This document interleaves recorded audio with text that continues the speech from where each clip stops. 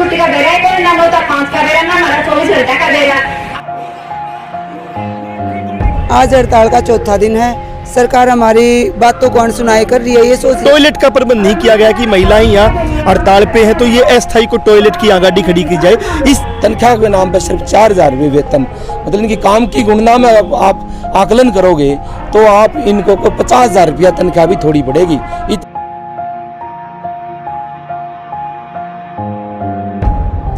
मजबूर कर दिया है सरकार ने हमें धरना और प्रदर्शन करने के लिए, हड़ताल करने के लिए। हम विवश होकर आज दरी के ऊपर बैठे हैं जी।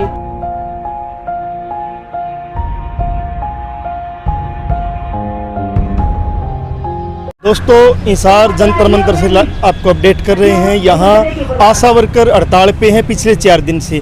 किसान बैठे हैं, कलरक बैठे 3500 के लिए, ऐसे ही आशा वर्कर भी हड़ताल पे आ गई है। और आशा वर्कर वो हाशिए के समाज पे आखिरी पायदान पे खड़ी है। और जिनकी तनख्वाह की हम बात करें तो 4,000 रुपये तनख्वाह है। न्यूनतम वेतन 12,000 के आसपास है, लेकिन आशा वर्कर को 4,000 रुपये मिलते हैं। और 4,000 रुपये भी वो काम करने के बाद मिलते हैं कि जो आप असुरक्षित काम है कि आपको रात को 12 बजे भी 2 बजे भी डिलीवरी के लिए जाना होता है और वहाँ भी कोई जगह स्पेस नहीं है, ना कोई सुरक्षा है। इसके साथ में ही ये यहाँ 4 दिन से बैठी है सरकार। और यहाँ प्रशासन बड़े दावे करता है बेटी बचाओ के, बेटी पढ़ाओ के, संस्था के, लेकिन यहाँ कोई टॉयलेट का प्रबंध नहीं किया गया कि महिलाएं यहाँ हड़ताल पे हैं तो ये अस्थायी को टॉयलेट की यहाँ गाड़ी खड़ी की जाए। इससे लगता है कि यहाँ का जो प्रशासन कितना असंवेदनशील है महिलाओं के प्रति। वो एसी रूम में बैठा है, लेकिन इनके लिए कोई टॉयलेट का प्रबंध यहाँ नहीं किया गया है। और जबकि सरकार बड़े बड़े वादे करती है। तो इन्हीं से एक बार बात करते हैं आशा वर्कर से कि उनकी समस्याएं, उनके मांग मुद्दे और ये हड़ताल कब तक चलेगी। तो एक बार अपना नाम बता दीजिए। अनीता, हिसार जिला सचिव।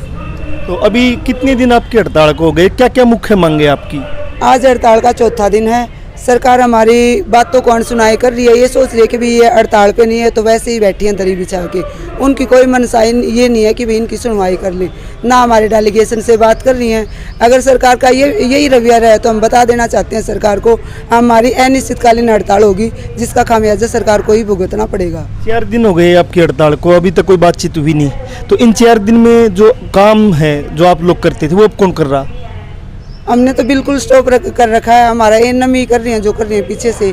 अब इसके दौरान जो भी नुकसान होगा वो सरकारी उस चीज़ का जिम्मेवार होगी, चाहे वो टीकाकरण है, चाहे वो एएनसी का है, या फिर डिलीवरी का है, या अन्य और कोई काम है। उसकी हमारी आशा ऊपर के ऊपर कोई वो नहीं होगा इस बात का। मुख्य मांगे क्या आपकी?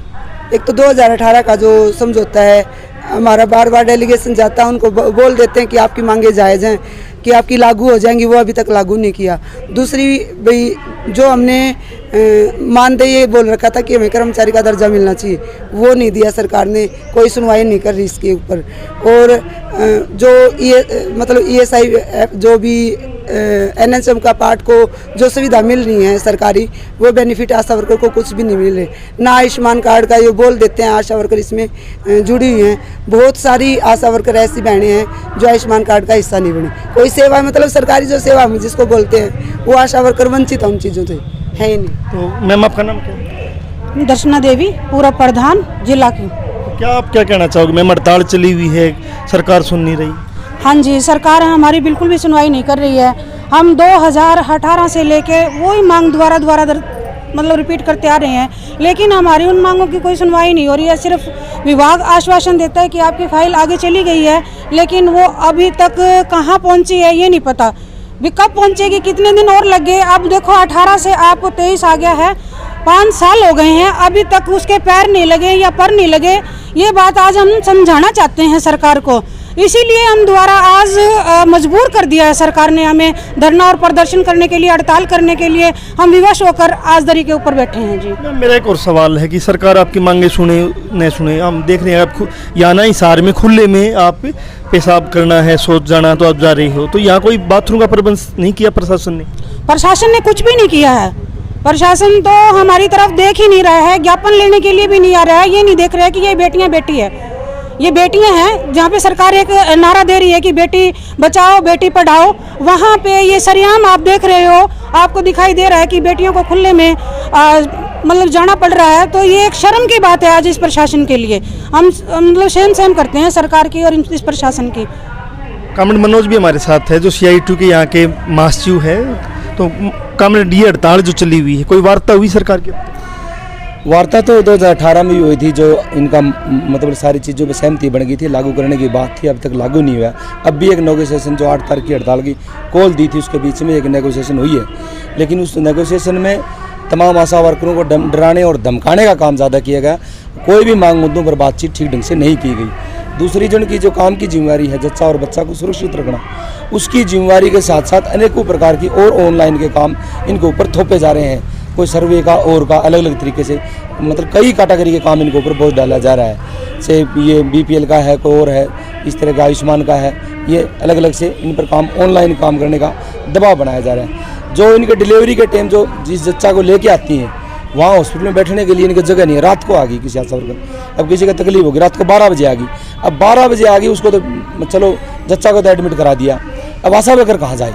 वो वैसे हॉस्पिटल में घूम रही है खुली, आज तक कमरा तैयार नहीं हुआ। हॉस्पिटल में कोई अभी तक कोई इनके लिए जगह नहीं होती, आराम करें, वेटिंग रूम नहीं होता, कोई वेटिंग रूम नहीं है, कोई बैठने की जगह नहीं है।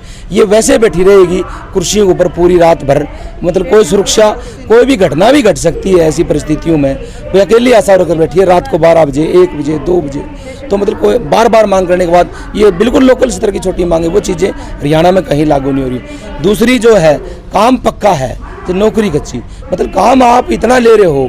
ये आशा वर्कर, सच्चाई ये है कि अकेली आशा वर्कर इस काम को ऑनलाइन को इतना पूरा नहीं कर सकती, अपने बच्चों को साथ लगवा रही हैं काम ऑनलाइन करने के लिए, तब जाके इनसे इतने सर्वे काम ये पूरा कर पा रही हैं। और तनख्वाह के नाम पर सिर्फ 4,000 रुपये वेतन, मतलब इनकी काम की गुणना में आप आकलन करोगे तो आप इनको को 50,000 रुपया तनख्वाह भी थोड़ी पड़ेगी, इतना काम ये आशा वर्कर कर रही है। और बावजूद मतलब सारी सहमति बढ़ने के बाद आज तक उन पर लागू नहीं हो रही है सरकार। मुख्यमंत्री ने वादे कर लिए, तमाम चीज़ों पर बातचीत हो ली, अब तक लागू नहीं है, इसलिए मजबूरन आज ये 8 अगस्त से हड़ताल पर गई हैं। अब इन मांगों पर जब तक सहमति नहीं बनती है तब तक हरियाणा के 20,000 आशा वर्कर हड़ताल पर है और हड़ताल पर ही रहेगी। अनिश्चितकालीन हड़ताल पर चलेगी? अनिश्चितकालीन ही हड़ताल की तरह मान सकते हो आप। अभी 3 दिन की थी, 3 दिन से 17 अगस्त तक बढ़ाई है, लेकिन शर्त यही है कि जब तक मांगों की सहमति नहीं बनेगी तब तक हड़ताल खत्म नहीं होगी, लगातार हड़ताल चलेगी।